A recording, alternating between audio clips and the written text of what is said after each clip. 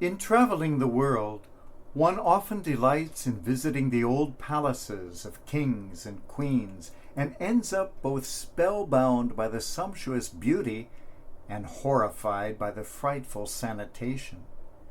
There is something alluring about a king's chambers, the throne room, the royal tombs. But in the popular imagination, perhaps nothing signifies kingship like a crown. That radiant, sometimes gaudy, almost always too heavy headpiece that causes the wearer so much headache, both literal and figurative.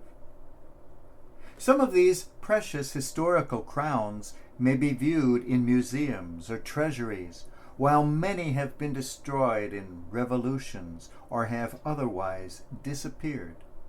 At the Kremlin in Moscow, I have marveled at the imperial crown of the Tsars, and in the Hofburg in Vienna have admired the far more ancient one of the Holy Roman Emperors. One of the most remarkable is the crown of Saint Wenceslas, housed in a secret location in the Cathedral of Prague and displayed only on very rare occasions. According to an old legend, that crown is so sacred that it is to be used only for the coronation of the King of Bohemia, a ceremony last performed in 1836. If anyone else dares put the crown on his head, he will die within the year. A spooky legend, but when the ruthless Nazi official Reinhard Heydrich was looking over the conquered city, it is said that he could not resist, and he secretly put that crown on his head.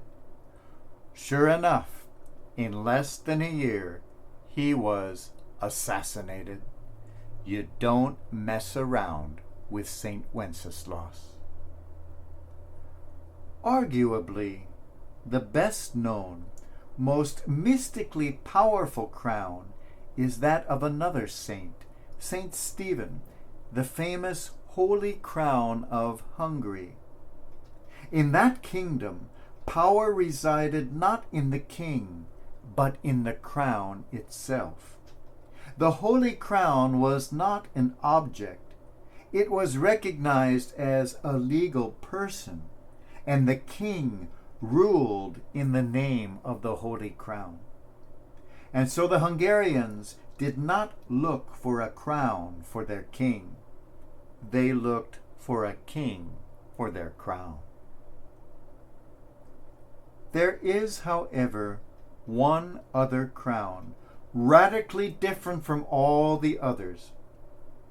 It may be seen on certain occasions at the Cathedral of Notre Dame in Paris. This is not the crown of the kings of France. Most of those were destroyed or disappeared during the aftermath of the Revolution.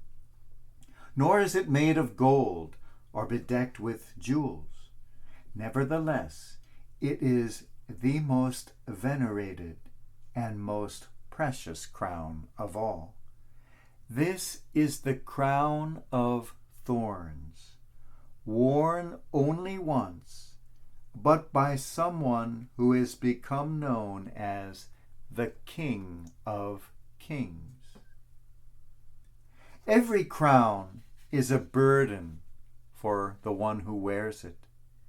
This one, probably the lightest in weight of any crown in history, was the heaviest of all. The kingdom it represents is a kingdom with no borders, either of time or of space. A kingdom which indeed recognizes no borders, no strangers, but embraces all as its own. It is a kingdom not of this world, but very much in this world. Perhaps few of us will ever be fortunate enough to be in Paris at a time when we can lay eyes on the crown of thorns, that crown before which crowned kings have fallen on their knees in awe. But each of us is called to belong to its eternal reign. The reign of compassion and solidarity with every sister and brother in pain. The reign of power in humility, greatness in littleness, happiness in sacrifice. The reign of self-fulfillment in utter selflessness. The reign of unlimited, unqualified, unspeakable love. Let us receive the crown of life by embracing the thorns of life, and so discover right inside ourselves the eternal kingdom of God.